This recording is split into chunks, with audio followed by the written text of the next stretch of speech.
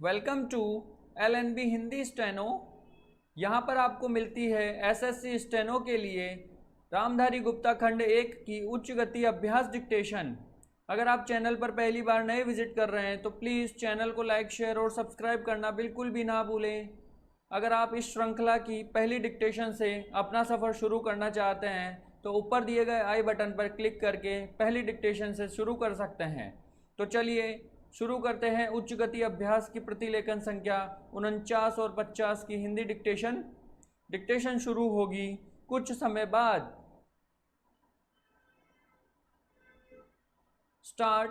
सभापति महोदय, जिस भावना से मैंने यह बिल पेश किया है उसके महत्व को सरकारी और विरोधी पक्ष दोनों ने एक मत से अनुभव किया है कि देश में बेकारी की समस्या एक भयंकर रूप धारण कर रही है और इसके कारण हमारे देश का विकास, चाहे वह सामाजिक हो, आर्थिक हो या सांस्कृतिक हो, रुका हुआ है।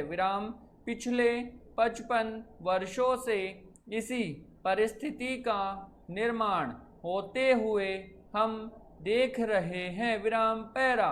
मंत्री महोदय ने यहाँ पर अभी कहा कि राष्ट्रपति इस काम को नहीं कर सकते हैं क्योंकि यह उनके अधिकार के बाहर है। आप जब भी यह देखते हैं कि किसी राज्य में वहाँ की व्यवस्था, वहाँ का विकास ठीक नहीं हो रहा है तो उस राज्य में राष्ट्रपति का शासन लागू कर देते हैं।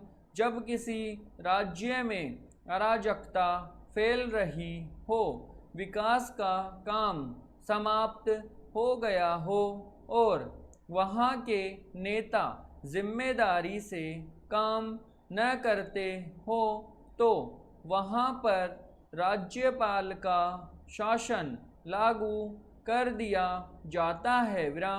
ऐसे अनेक उदाहरण हमारे देश में मौजूद है।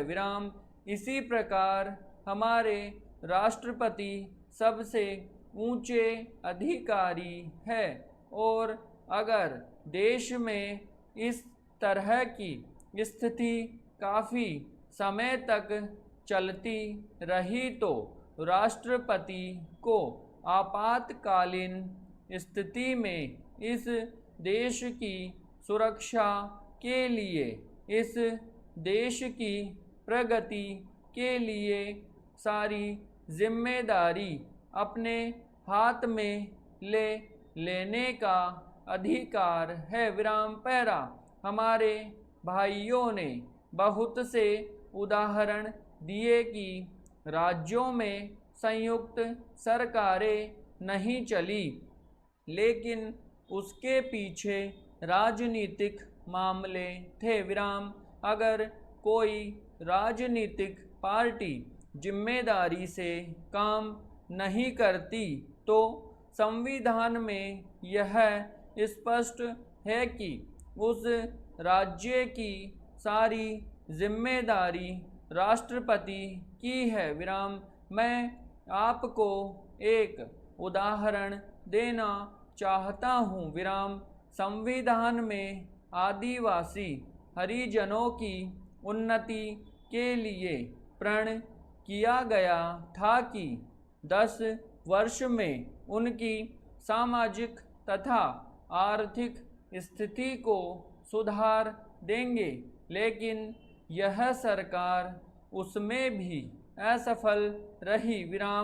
इस समय को 4 बार 10-10 साल के लिए बढ़ाया जा चुका है, लेकिन फिर भी उनकी आर्थिक और सामाजिक उन्नति नहीं हो रही है।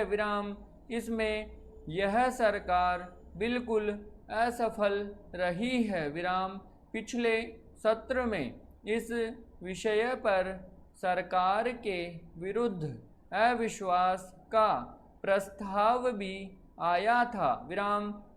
इसलिए मेरा कहना है कि भारत में इस समय जो बेकारी की समस्या है वह इस ढंग की समस्या है जिसके रहते सारे देश को उन्नत बनाने की व्यवस्था हम सोच रहे हैं। विराम। पैरा।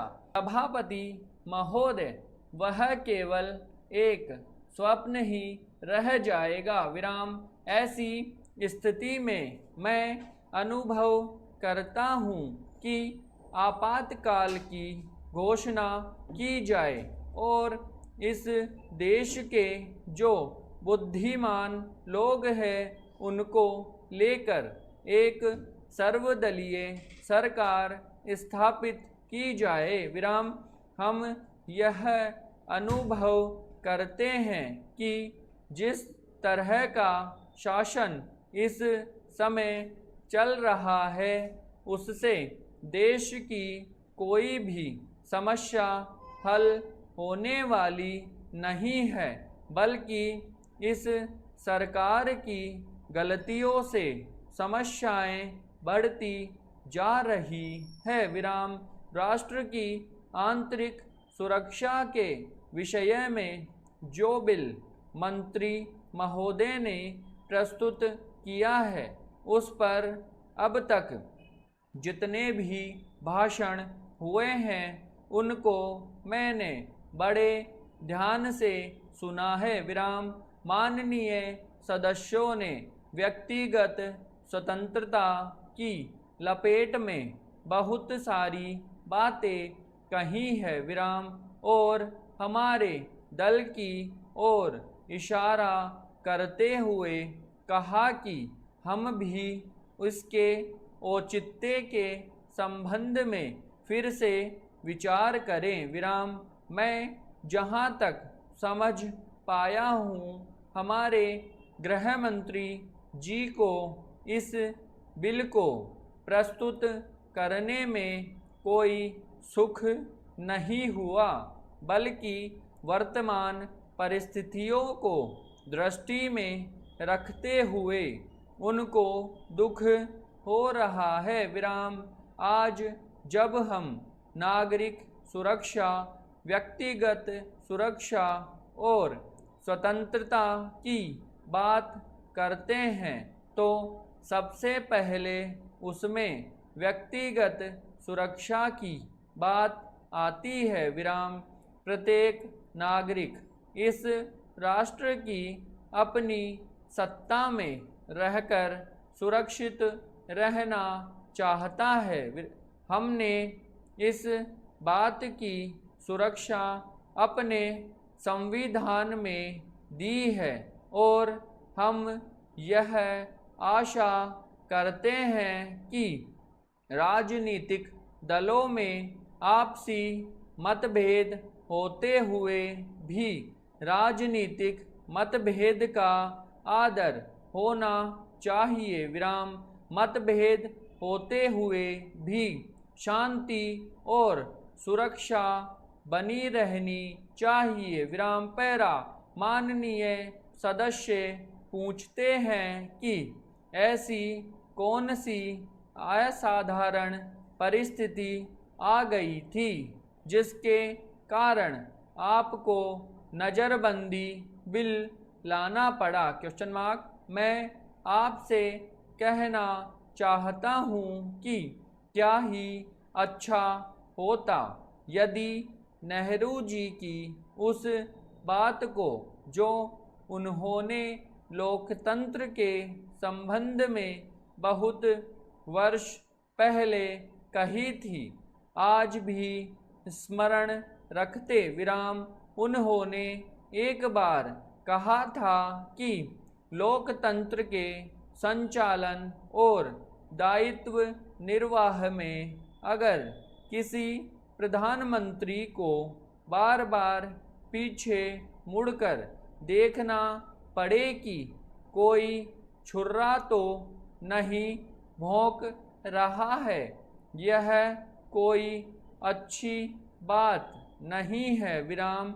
यदि ऐसी परिस्थिति देश में पैदा हो जाए, सांप्रदायिक दृष्टि से देश के विभिन्न स्थानों पर सांप्रदायिक दंगे हो रहे हो, उनका सामना करते हुए यदि हम जनता को सुरक्षा दे सके तो फिर किसी बिल की आवश्यकता नहीं है। विराम समाप्त।